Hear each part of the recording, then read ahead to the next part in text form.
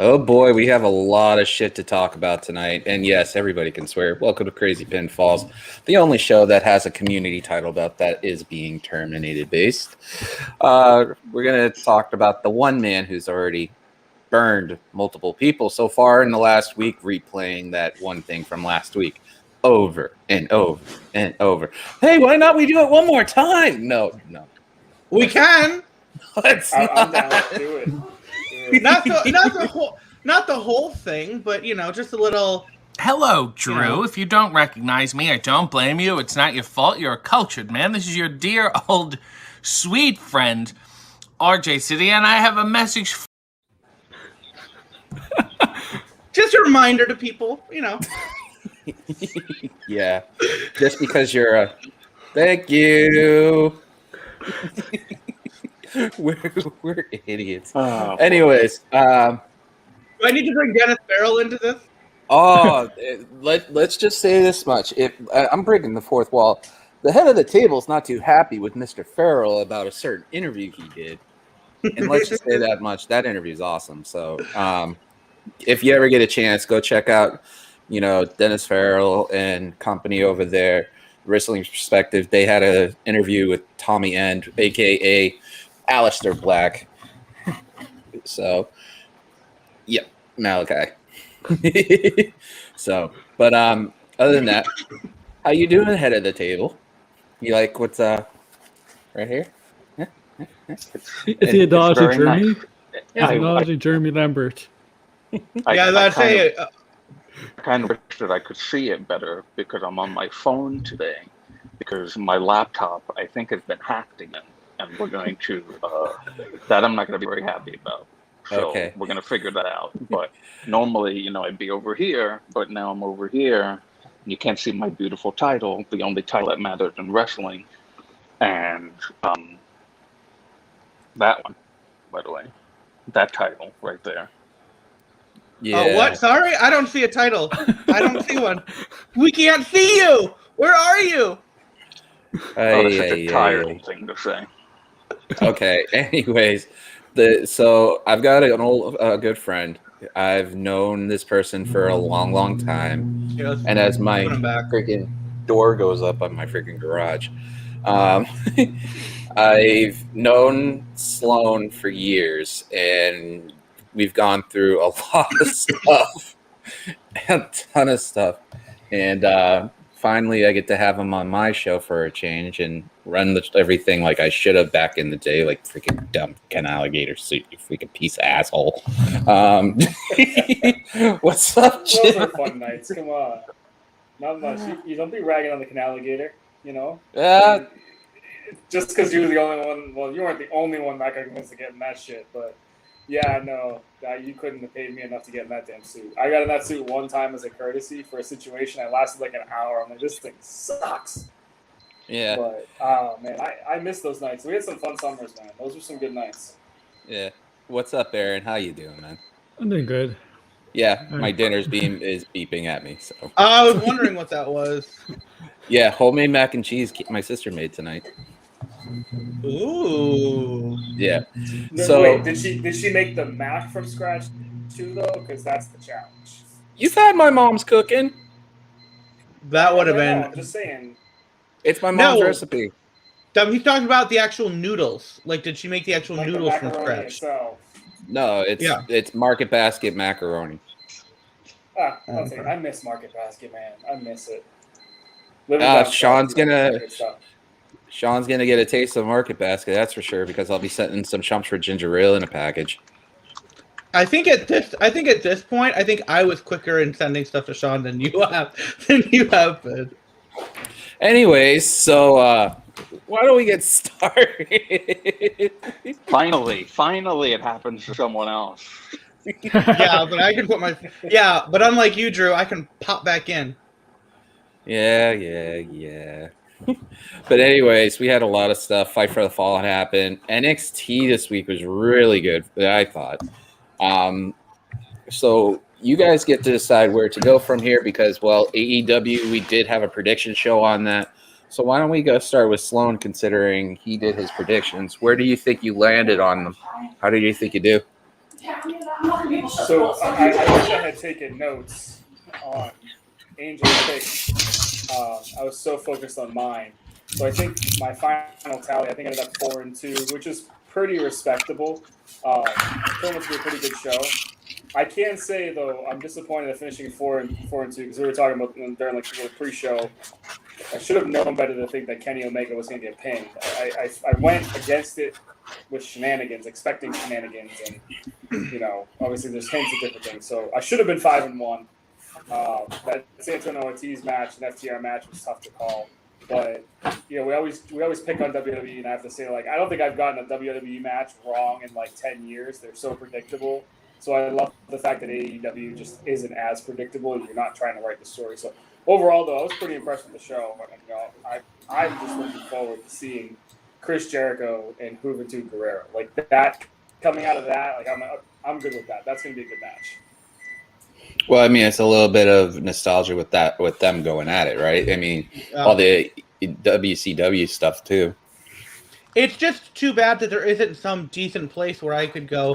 Where could I watch old Juventud Guerrero stuff? It's too bad there isn't a decent place that actually runs and works and it's easy to use and you can find it really easily. It's too bad that just doesn't exist, Don't get me started on Peacock. Do not get me started on Peacock. I've already seen it twice. Like, what am I? Did you hear the rumors of them trying to do a deal to have Peacock and Paramount Plus as one service? Mm-hmm. How about they get the first service right? Yeah. You know what? The worst thing that happened in Dynamite for me in Toronto? Like Dynamite, Fight for the Fallen was an amazing show, but you know what the worst thing that happened? This happened only in Canada. During the John Moxley promo, about halfway, they cut to commercial. They cut to the side-by-side commercial in Canada, so you couldn't really hear the rest of John Moxley commercial. Oh, really? And then the main event started with the entrances of the Painmaker and Nick Gage, so we couldn't hear. We saw the entrances on the side, but we couldn't hear the entrances of the people singing and Nick Gage's entrance. And then when they went back to regular programming, they were ready in the ring. That's really weird. Yeah, only That's Canada. Terrible. Blame Canada. I blame Canada. Well, just to give Sloan a little bit of nostalgia from home, you got to run on a dunk. Oh, dude, Donkeys run. There's like every other corner down here still. Yeah, but it's nothing like the actual one that's from around here, You know what's down here that I never had till I moved down south, though? And Sonic. I'm not even a big sweets person. Well, yeah. I've never eaten at Sonic, though, although I've heard it's good. It's Krispy Kreme. Are you eat at Domino's? There's a Krispy Kreme in Grand Rapids. There's a Krispy Kreme factory there, but like you can go to Meyer and get Krispy Kremes of like a 6-pack and whatnot. Oh, dude, my wife's got a sixth sense. If that light's on 10 miles away, she's like, it's on. I'm like, okay, whatever. It's like a bloodhound. You literally she could smell it from 2.5 miles away. It's like it's to be all of a sudden a good example. Gabriel Iglesias one time talked about certain things and said, I feel a disturbance in the force. I heard rumors out there if you go to Domino's and you say you're an AEW fan, they'll kick you out. After that tweet, yeah.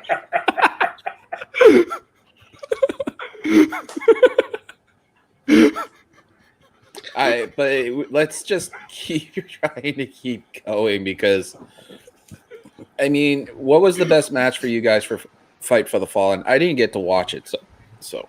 I mean, that opener was with the 10-man tag. That was a hot opener, and the crowd was hot for it, and that got time.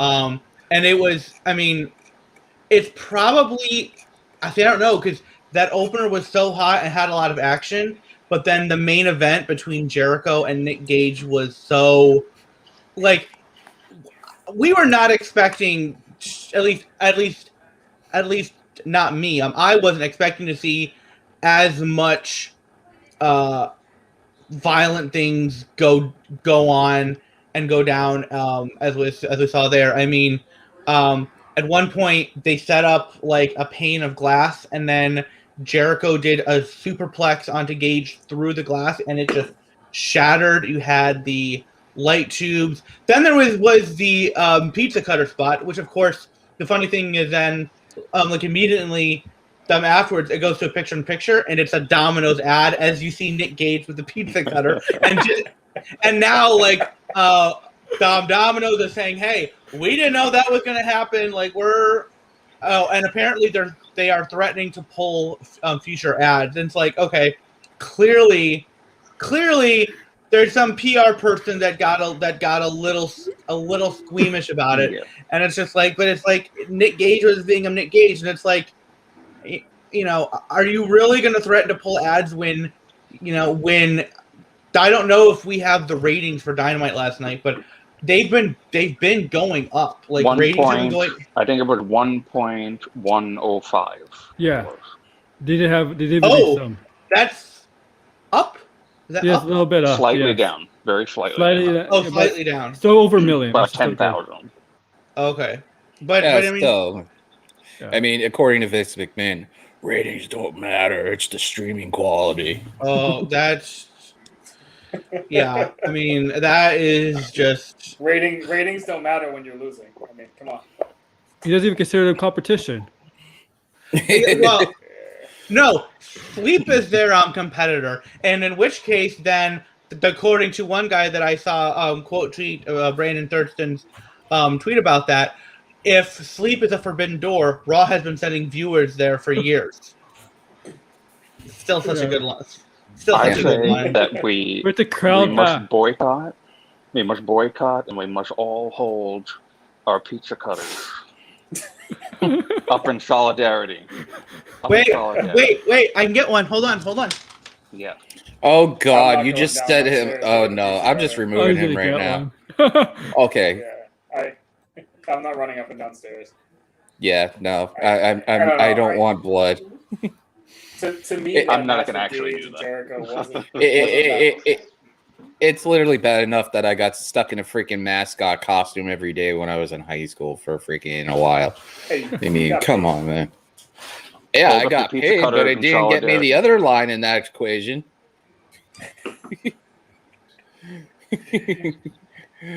My wife may watch this, so I'm going to keep out of that conversation. Well, eventually your wife's going to have to come up here anyways again. My wife, I was a virgin when we got married. Sorry, Beck. Yeah, the opening match was my favorite match. Yeah. The entrances were just absolutely incredible. But So, Beck, you have to see the entrances. Because you do. You will. You totally love it. They meaning Dom the Elite pronouns pal. They come out as members of the Toon Squad from Space Jam. Yeah. And they come out to the I think it's the Space Jam song. Quad City DJs. Yeah.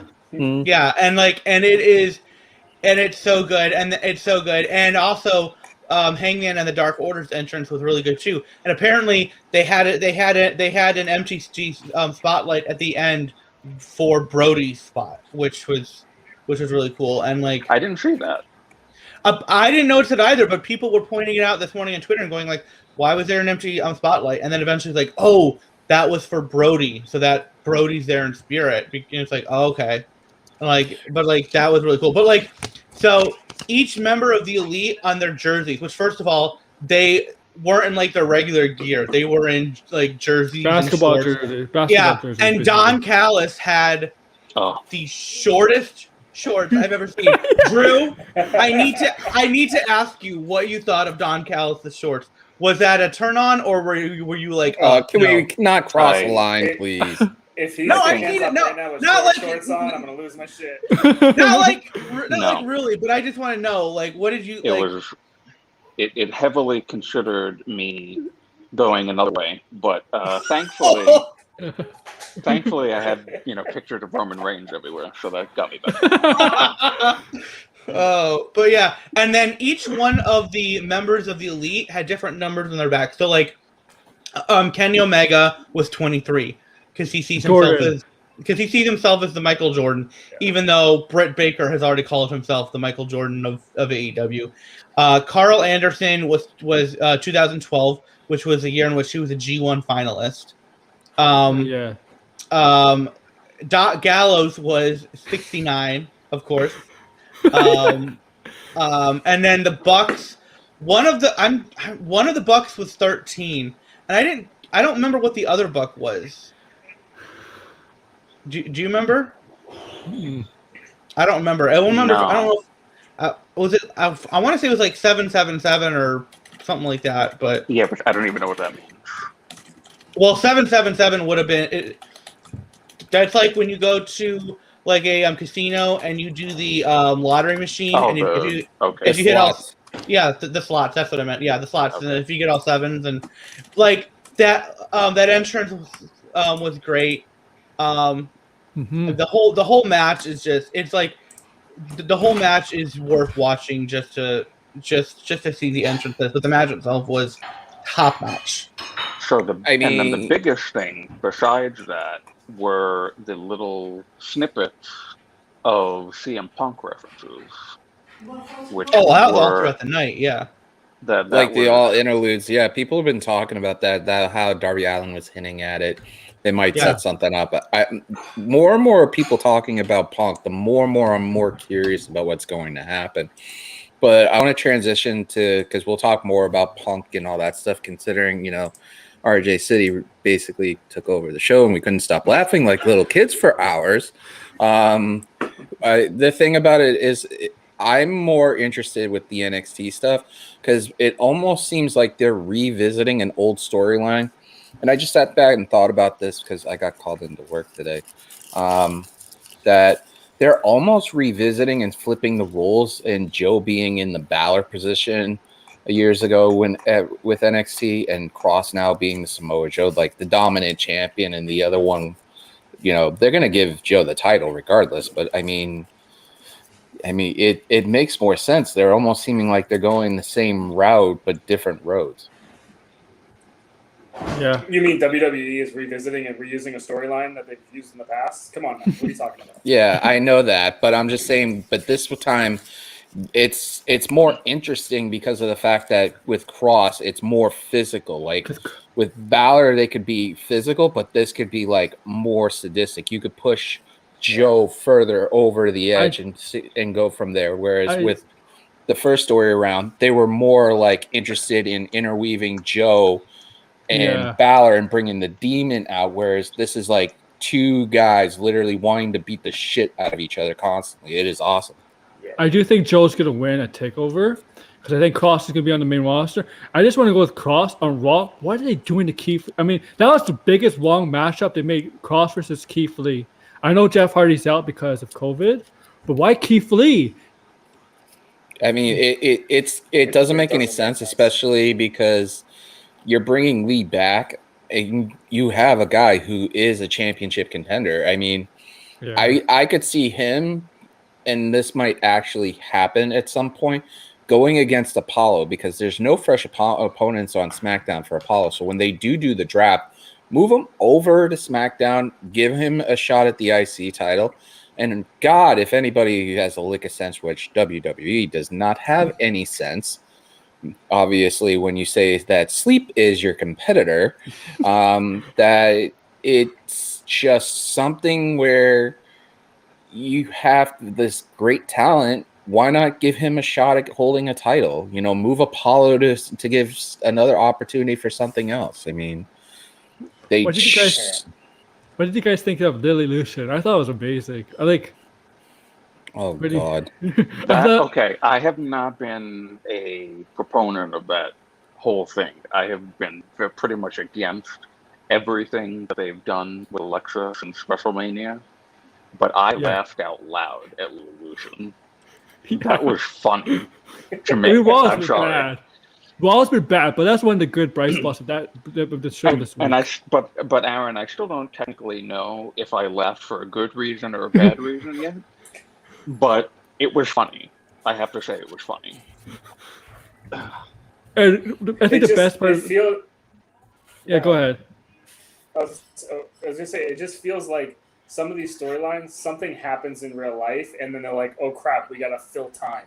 Like Bray Wyatt's off TV, most likely mental or physical health thing. Although that tweet, that picture, he's looking good.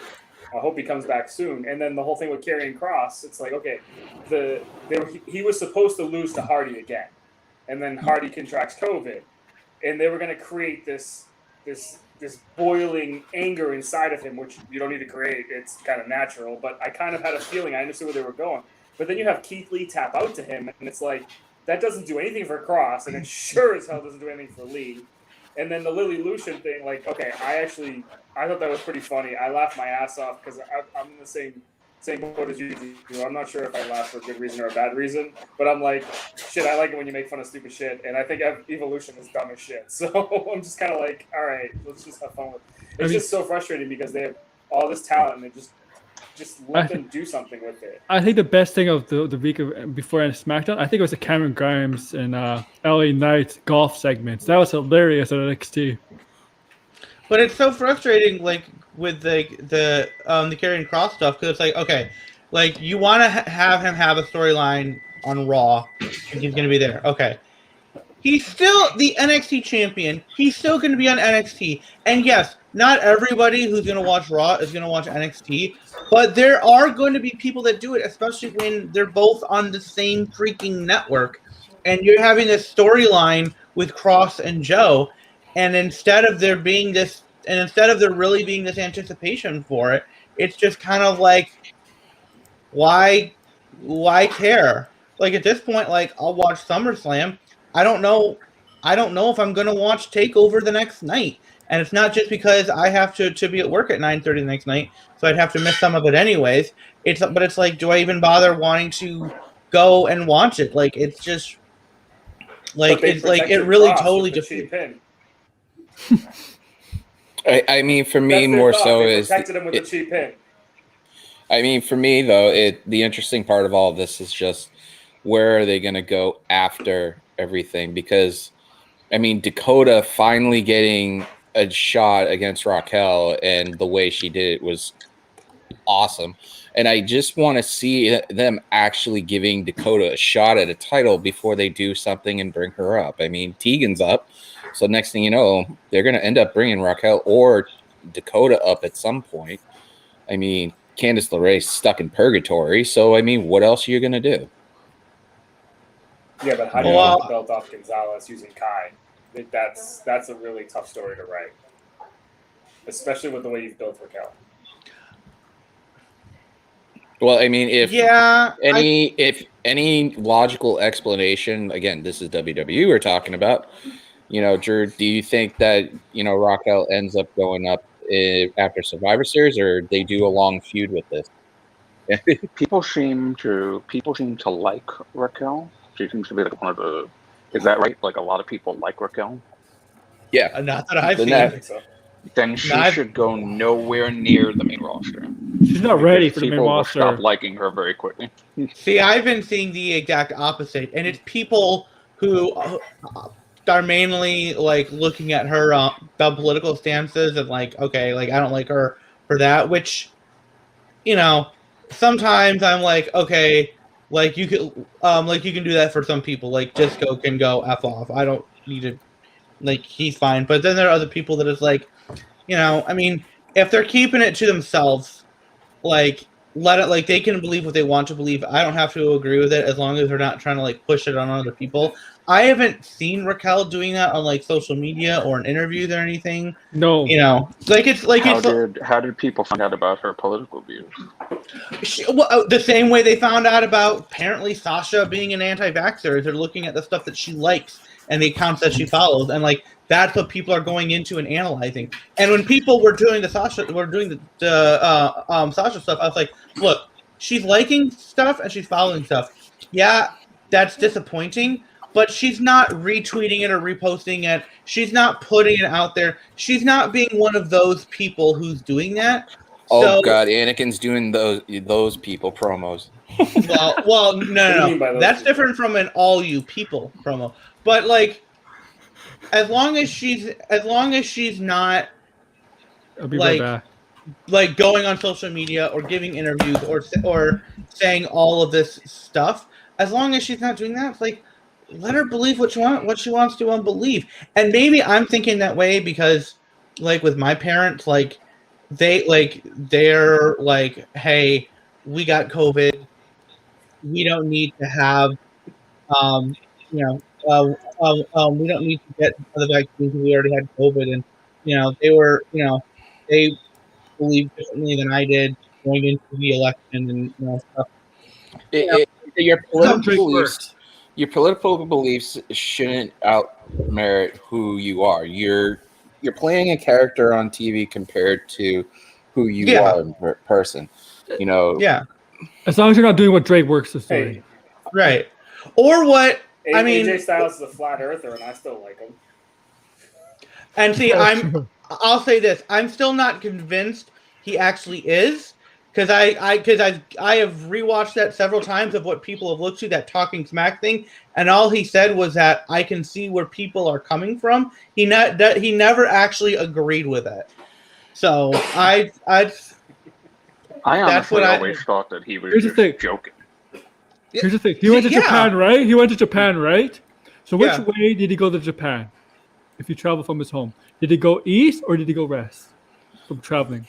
Because which way did he go, George? Which way did he go, George? If was flat, he would fall off the planet. Well, how much is he charging for a cameo? Maybe we can get him on here to ask the question. I'll look it up right now if I could. Well, he's in WWE, so they don't let you do cameos unless it's around like SummerSlam, and even then it's like $800. Like Alexa Bliss was $800 for the last round of cameos. Like as her character too, huh? Yeah, in character. Yeah, sorry to hear that. Taker was $1,000. People paid $1,000 to get Undertaker say something for 30 seconds. He ended up saying something about AEW in one of them. He got to say All Elite Scooby-Doo. So that was worth the money, whoever did that. If you say so. I paid $35 and had RJ cut a promo on you for almost 7 minutes. Is it true you raised it? You raised it, or is it still 35? It's still 35. Last I checked. It's still 35. It'll be 37.50. After some people watch the show. Yeah, I mean, yes, there was tax. There was a little bit of tax, so I mean, but it came out to under $40, and it was just DGMC. You better watch yourself, you coward, or I'll have RJ cut one on you next, and I'll just have him make up a name for you and a profession, because I don't even know what your real name or profession is. I'll just have him make stuff up about you because you're a coward and won't tell us. Tell him his name is Denny, and he's the manager at Domino's. $35. I'm looking at it right now. So yeah, $35, and he's like I'll cut one for 25. He's the cheapest one that I've seen. Like RVD himself was like $100, and I almost got one of him. Then I almost got one of him to cut a promo on Ray going into Double or Nothing, because we're both from Michigan, so that would have been like really cool. But then I was like, I just can't justify the $100 thing. But I was like, 35 is nothing. I mean, right now you got me looking around now. I mean, yeah, there's all sorts of stuff in there. So hey, so can we circle back to the original question, which was the Go ahead. Yeah, but just real quick. Because I got be in the post-show chat, DGMC. Go ahead, Sloan. Does the Scott Hall scared? What? I don't even know what that said. Go ahead. So going back to that, am I the only one that's moving too fast? I understand they want to position it for a takeover, but it's that's right. Okay, thank you. I remember that. But I just feel like it's moving too fast. Like I feel like they brought Joe back. He was the enforcer for like 3 seconds, and now they're putting him because they clearly just want to move across to the main roster. But just to me, it's like it's going like this is another sign. And normally NXT is better at telling stories, but it's like to me, it's just moving too fast. They're fast tracking Cross too quickly when they need to season him a little bit. It's like a meal. Or fine wine. You gotta let it sit and marinate in order for him for people to enjoy. And right now, he's literally just hot in NXT, but when he gets to the main roster, he's just going to be destroyed. It's just going to be like every other NXT call up that has happened, and they're like hoping for their next Roman Reigns, but on Raw, and that ain't gonna happen. Not with Cross, definitely not No, Cross. it's not going to be Cross. And the thing is, they need to keep him in NXT for a while in order for him to do something. There is no guy on the roster, both Raw and SmackDown, that's going to be the next Roman Reigns right now. I have a funny, because we'll talk about this, considering I can't make any picks for freaking SummerSlam, so I might as well make one prediction right now. E is leaving SummerSlam as the WWE champion. In my mind, that's the way it's going to go. And the way you could see it is Goldberg literally beats Lashley, and then E cashes in and beats Goldberg. And that way you could set up a feud between Lashley and E. I don't think Goldberg wins. No. I think. I don't know. What? I could honestly see it at this point. Like that, but what he did to Kofi Kingston? What Lashley did to Kofi Kingston, he should do to Goldberg in 2 minutes. Because Goldberg cannot last 5 minutes in the ring. Sounds like a Blue Chew episode for a 55-year-old man right there. See, I used to think that he would lose. Then I went back and rethought about it, and I'm like, okay, so remember the beginning of the year at the Royal Rumble, he faced Drew and lost. Yeah. The fans are back now. I feel like that could have been, there's just Thunderdome screens. We don't care about people's reactions because we're manufacturing them anyway. All the cheers and boos. And agreed. Fuck Goldberg. And so now I feel like we're back with fans, and also it's clear that they don't really the Bobby Lashley shine at this point has worn off in Vince's mind. In Vince's mind, you think not so? in other people's mind. I mean, well, I feel like it started with the breakup of the Hurt Business, and yeah, he got better. He got better, a couple of weeks ago when he, tore up the VIP lounge and said we're doing it, the old way, and no more ladies and no more champagne and no more all that stuff. But the show is just so terribly booked that nobody really stands out anymore. The Hurt Business stood out when they were together. And really, look at where Drew McIntyre is now. He's, doing this stupid nonsense with Veer and Shanky and Mahal. He actually lost, and he got something cute to that guy. I don't even know who he was. What's his name? Was that Veer? And everything that was good about the Thunderdome era of WWE has just been slowly knocked down to just another thing on the roster. With the crowd, it's been the same thing. So I could definitely see Goldberg winning. Big E cashing in on him, I don't know about that, but I could definitely see Goldberg winning. For me, I think it makes more sense. Goldberg can't wrestle again this year, so if he wins, he has to cash in. Saudi Arabia's coming out. Oh God! Thank you for reminding me. He's 2 matches a year. Yeah, with all the money that they've been saving, I think they could throw him an extra $1 million. I mean, maybe they could get him to do that. But I would too. I mean, Ted DiBiase did say everybody's got a prize. I mean, for me, it makes more sense though, because if you're going to do something for E on a big stage and it's not WrestleMania, what's the second biggest stage around WrestleMania? SummerSlam. It's one of the big 4. And by the way, Night of Champions is never going to be one, or any of these subpar pay-per-views, including Crown Jewel and the Sands of Time and all that stuff. It's not going to compare to the 4 original major ones, and that would be a huge thing. I would say Money in the Bank is almost at that level, though. I mean, think about it this way, right? Who has cashed in at SummerSlam? No one. I feel like you've done research. Randy Orton. Randy Orton Orton. Randy Orton did. Yes, you're right. As when authority kind of formed. Yeah, but I mean, like Money in the Bank, I think is pretty much on that same level.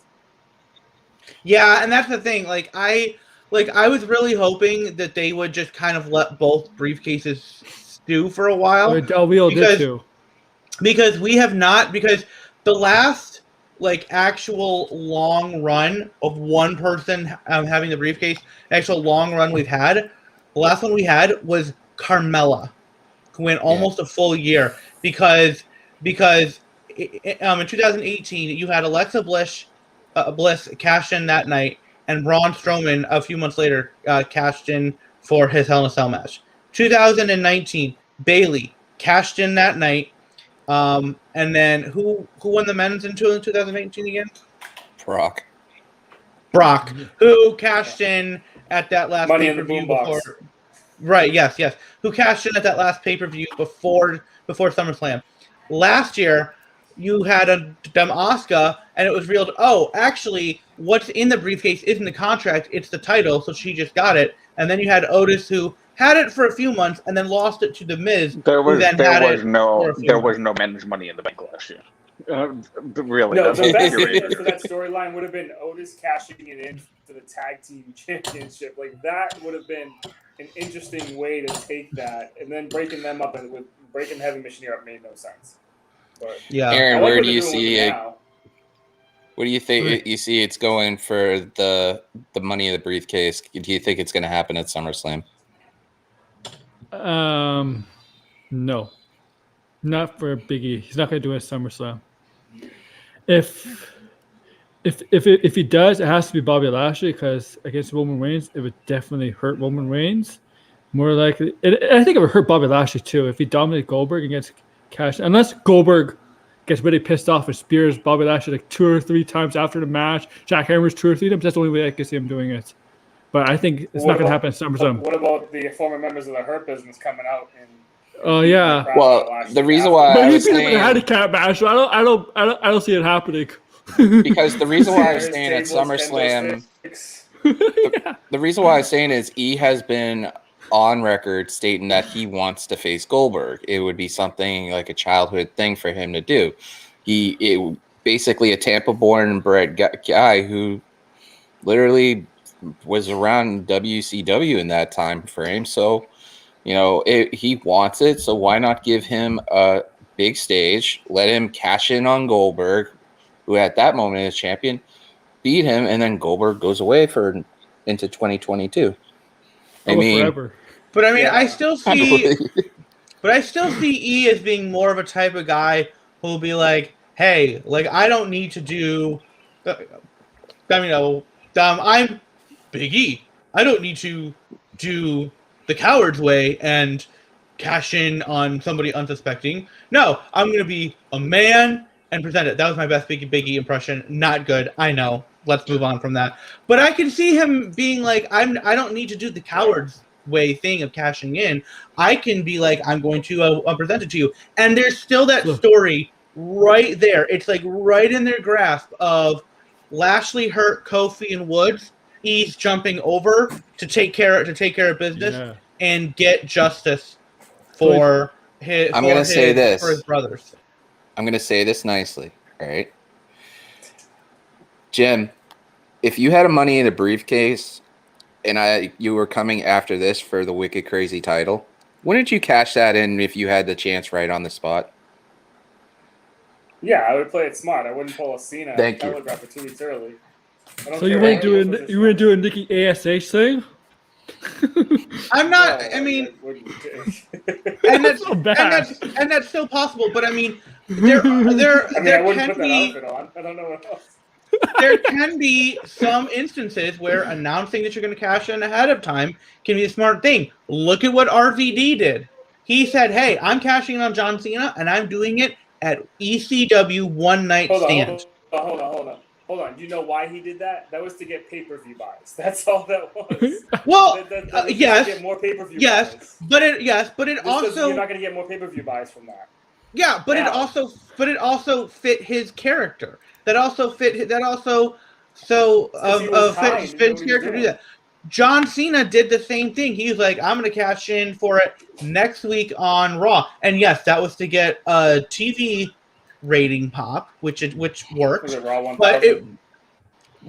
But I mean, so yes, there can be an external reason why you would want to do that and then don't promote it. But let's also look at, and this is not as good of an example simply because he failed, but Braun Strowman did the same thing. He's like, hey, I'm going to cash in for Hell in a Cell. And by that point, the network was a thing. There wasn't for a pay-per-view buy, but Braun was like, I don't need to be a coward and cash in like that. I can face you one-on-one and prove that I can beat you and all that stuff. And the only reason that ended up being a bad thing was because of how that match ended. But Braun Strowman's character is like, I don't need to do like the coward's way. Like for Edge, Edge was the first one to do it that way, and he did it so brilliantly that they've been chasing that ever since. But it's like, as we've seen, it doesn't always work to do that sudden, quick cash in. Like the best one, Edge. It worked for Edge. Yeah, it worked for Edge because he was getting up there. He was like, he was on the rise to being a main eventer, right? That's why it worked for him. Yeah, it worked for him twice. It worked for Rollins. It's worked for a lot of people, but you don't need to do that for everybody. Yeah. And the funny thing is that if Riddle won it, I already knew that he would have cashed it in right when Goldberg was in, because they don't like each other. That is the one opportunity you would have for that match. Have Riddle go after Goldberg and win against Goldberg, because the pop on that would be insane. I wish they would have put it on Riddle. I wish they would have given Riddle the briefcase and then had win the Royal Rumble, and then set up a solid Mania match, going into next year. That to me would have opened more doors for a story. But at this point, there's still plenty of money to be made off Lashley. So if you take the belt off him now, I mean, I don't know who. Pardon the pun. I don't know who's next after Goldberg. Because you can't have a rivalry with E if he doesn't cash in. It doesn't make sense. So who? If he doesn't cash in, who is next? I mean, I guess maybe that's just a question for debate. Who would be next after Goldberg if E doesn't cash in? I mean, it could. I mean, assuming Karrion Kross drops the title at TakeOver, I mean, they could decide. They could. Not with the way they're could. They could. Not with the way Kross is being presented on the main roster right now for the casual fans. It's not going to happen. He's Slater 2.0 right now. We say that, and yet we've literally had people lose, and still get a title shot. I mean, so honestly, here's the thing. I mean, it could be. I mean, that's actually a perfect example. Jinder Mahal, lost in the pre-show of WrestleMania, and then the very next pay-per-view that he's on, he's in the main event and he wins the title.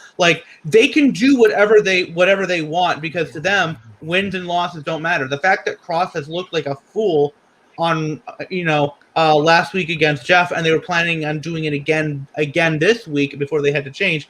That doesn't matter if they think, we need somebody new. Well, here's Karrion Kross, and he looks cool. He was the NXT champion. Throw him in there. Why not? They'll do that. I still like the idea of using Lee in a better place than where he is now. I mean, the draft's got to happen. Is happening in October, and we will be doing a draft. We will be doing a live draft of our own. It's going to be interesting. It's going to be Rob Wilkins and me doing it, with probably one of these guys hosting it, because, me and Rob went 2.5 hours doing an entire draft with NXT in the middle of it. So, that went really long. But the thing is that they have to do something to give Lashley somebody, because after, Roman faces whoever he faces after this, after Cena, and then you've got reports saying The Rock wants to go at Survivor Series, which I think would be stupid, because who are you going to plan to give Roman for at Mania? Who's there for him to go after? Be used. Rock's a bigger name. You want to sell out, the Dallas Stadium. Wouldn't make any sense. Yeah, exactly. Rehab Ricochet. Give him a match. You know what would be a good match, and not even a title match. And I've seen some of the videos of it. Give me Drew Galloway versus Ricochet. Give me those matches, like freaking one of them freaking being tossed up into a basketball net and all that stuff. I mean, I think they face each other in WCPW actually. Drew may have defended the title against Ricochet in WCPW. That feels like something that happened. But as far as The Rock, I mean, Rock doesn't have to wrestle at Survivor Series. Like, it could just be like a tease, a stare down with Roman, and you go, oh, like that's a tease for something, and then they go into WrestleMania. 364 days. That's and so they also teased the match. Tease. They also teased the match like literally 6 years ago with a segment between Hunter and Rock with Stephanie there when the Authority was still around. And Rousey and Wanda. And it never happened still. Yeah. Oh, yeah. Wanda. I was around for Cena Rock 1, and I was there, and the atmosphere was just amazing and on fire. And there was a guy 2 seats over me dressed as Kane, and he did not have the body for it, but he was wearing the suit. I mean, for me, I want something where there's better stakes, and especially selfishly with this title, I'd actually want that Roman match to be an interesting, with Rock and everything. I mean, the chances of us doing if they built up Big E and kept him going on a hot streak, even have him win the Intercontinental Championship back at some point, maybe lose it by the Royal Rumble or whatever. I could see. I've always said it's my the pinned tweet on my Twitter. I always thought that Big E and Roman could be a blockbuster match, and Big E could take the title off of Roman eventually. Mm-hmm. If they could do that and have him hold the briefcase, forget about Lashley and Goldberg and all that stuff, and just have him hold the briefcase, have him be a dominant person while holding the briefcase, instead of all the stupid booking that they have of always losing, surprise cash in and win. I think that would be the very excellent Mania match next year. Roman and Big E in the main event of next year's WrestleMania for the title. Can you imagine, in this scenario, it could play out too, E having the Royal Rumble, losing at WrestleMania, and then having the briefcase still and cashing it in before Money in the Bank happens in 2022.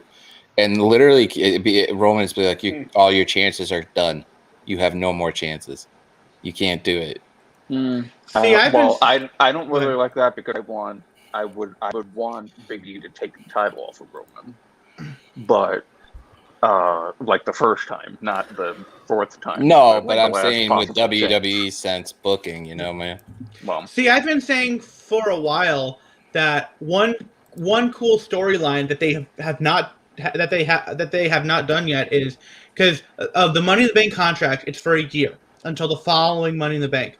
So you have a thing where if somebody's got it and they're still holding on to it, you're past WrestleMania, next pay-per-view is Money in the Bank. Now the clock starts ticking, because they've got until the end of that Money in the Bank pay-per-view to cash in.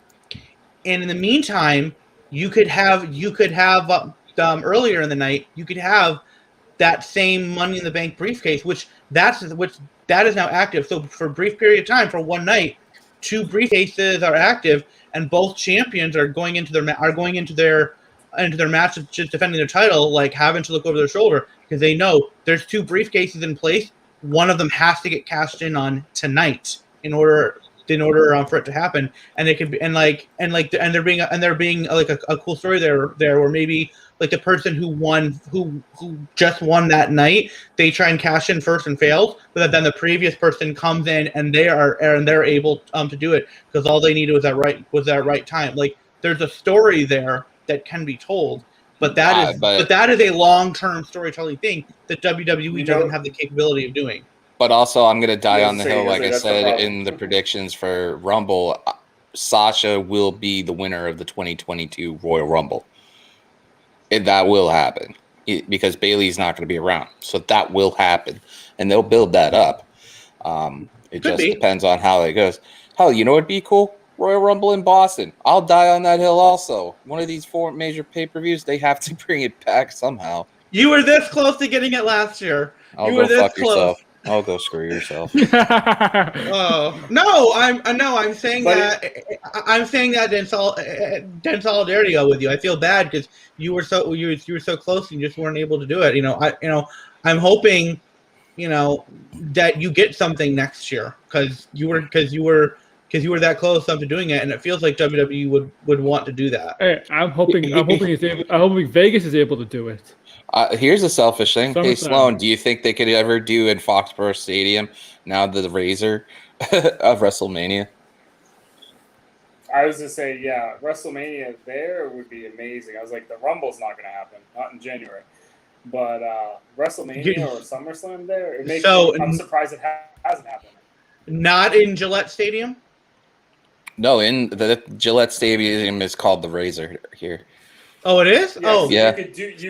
You could do WrestleMania or SummerSlam, but Survivor Series or... Don't you think January's too cold? No chance. Well, yeah, because don't you think it's too cold and it gets snow? It's winter. It's like that's why I'm saying you got to do WrestleMania or SummerSlam. Yeah. If they did SummerSlam at Fenway, I could just... Even WrestleMania itself is a little dangerous. Like, I know they're done in New York, but WrestleMania itself... I could see SummerSlam at Fenway though. That would be literally. They couldn't. Not with baseball season. Wouldn't be enough.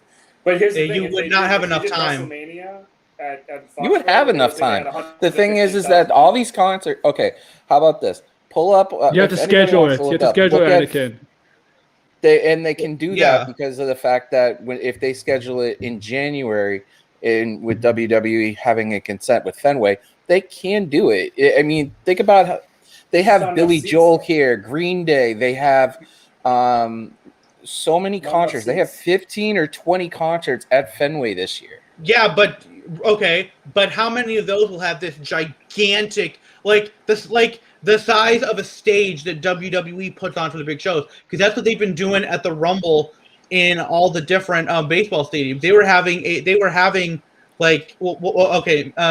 maybe not. 2019, but they were doing big stages. That's the kind of thing that they could do. They could do a SummerSlam. Boston just has to be on the road at the time. Fenway would never allow it because they're not going to have enough seats because you can put maybe another 15,000 seats in there on the field. So now you're talking about 50,000 people. So WWE can't sell enough. It's a small stadium. It is a small stadium capacity. August is middle of the baseball season. They would destroy the field. Red Sox would never allow that to happen in mid-season. But the thing about it is that they've done it anyways. They've had Dropkicks play in the middle of August and draw 50,000 people. And then they literally had the next day off, and the grounds crew made it exactly the way it was supposed to be. They could do that easily. Hell, they had the stage over near the bullpens at the Fens. When do 50,000 seats isn't enough. When do they normally have the schedule of games for the season? When does that normally get released? December. It's released now. Next year's schedule is already planned. Yeah. Oh, is it really? Yeah, they come. They have it beforehand. Yeah. So then it would be So then it would be a matter of seeing, because they're going to want to do it presumably on a Sunday, and trying to see when is there a Sunday where there's enough leeway to be able to transport stuff in and out. I mean, it's a possibility. I like how we're jumping around about everything we haven't talked most about the week, but I do want to go back to something that Aaron had brought up really quickly about wondering if Vegas was going to be able to do SummerSlam. I don't see them having an issue doing it. I do think it's very possible they may decide to require either vaccination record or a negative COVID test before you enter. Actually, that too, because PAX West, which is the Penny Arcade Expo in Seattle, which is one of the largest video game conventions in the world. Gamescom is the only thing that's really bigger. Even E3 doesn't get to the level of PAX. They're having it the weekend of Labor Day in Seattle, and they just yesterday said, hey, we are going to require you to either have proof of vaccination or to have a negative COVID test in order to enter the building. And there has been speculation, like, will I almost said Metal Gear Solid. Madison Square Garden. Will Madison Square Garden require that for the WWE show? Will the Arthur Ashe Stadium require that? Madison Square Garden, I believe it is.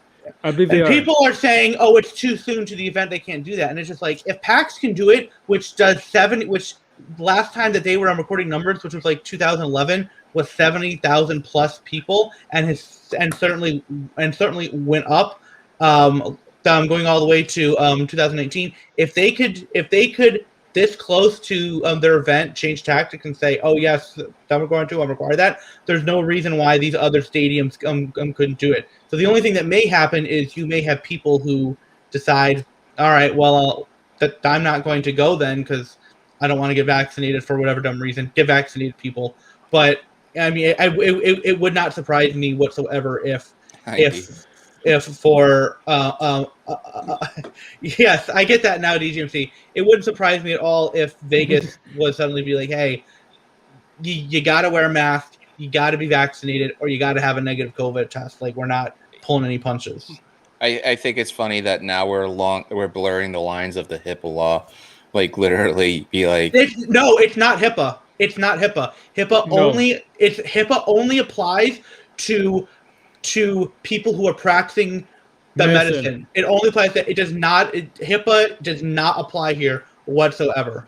No, I'm saying how a lot of people it's blurring the lines of it. Like, people think it's one thing and it's the other. Oh, but, yeah, those people are misinformed. But we're gonna cut it early, I think a few minutes early. Track, we missed the biggest title change, year to date. Yeah, 24/7 champion. Oh God, here we go. We're gonna end this right here. Anyways. Yep. I got a jet. So literally, we're just gonna end this on a positive note. There were going to be some discussions on stories about my past with Sloan, but we'll talk about that another time. He's always welcome on here anyways. So we're going to end it on a good positive note. I will be the guest on The Mind Behind this Tuesday at 7:00. Go check it out. Love Wrestling CA on all platforms, Twitch, and also I'm excited to do it. It's one of those things I've watched Spencer Love do all the Mind Behind it, and I've loved every minute of every one of them. Actually, have been really good. So for me being on, it's a huge thing. Other than that, we've got the tournament coming up. We've got SummerSlam match, the king of all worlds versus the head of the table. Then Rob Wilkins versus Ray Callahan is going to be awesome. As also, we might end up doing that weekend 6 matches total. I have to talk to Tad to see if he can handle it. If I need to, I'll get a ref shirt so I can actually have one for real this time, and I can handle some of them. Hey, are you a baseball fan, guys? I know you are, right? I know Anakin is not, but are you all I know Drew is. Sloan is. We worked at a ballpark. Just a big trade. Max Scherzer and Trey Turner have been traded to the Dodgers just now. Yeah, I was just reading, so I kept looking at the sign. My phone was going off. Oh my God! All right, I do need to get going. All right, Anakin, tell them where you can find you. You can follow me on the Twitter there at AnakinJMT, on the Mr. Warren Hayes Discord, where you can also sometimes find this guy whenever he wants to show up. He normally only shows up for the post shows, and then after that he bounces because he's lame for whatever reason. Other than that, find me on Twitter. I'll be there. Go check out, if you want to, Fightful Scraps posted the whole Impact Slammiversary watch along. I actually started watching it again and was reminded at how much fun that was. Kate Hensler is great. I wish I had been following her sooner. And it's just fun to have somebody else that I can make fun of Jeremy with. That's always a good time. All right, Aaron. So, see you guys later. So you can find me on my YouTube channel, Aaron Entertainment, as it says in the description down below where my name is. And you can find my Twitter account. It's the same thing, basically. Thank you. All right, head of the table. You can follow me if you'd like at Big Money Drew on Twitter, the best and worst place to be. And my old friend Jim. Yeah, so you can find me on Twitter or the Facebook at Because We Want To, the number 2 there. And then you can find us, my co-host who isn't into wrestling, so he's not here with me. You can find us on any podcast platform, all the major ones, Because We Want To. Check us out.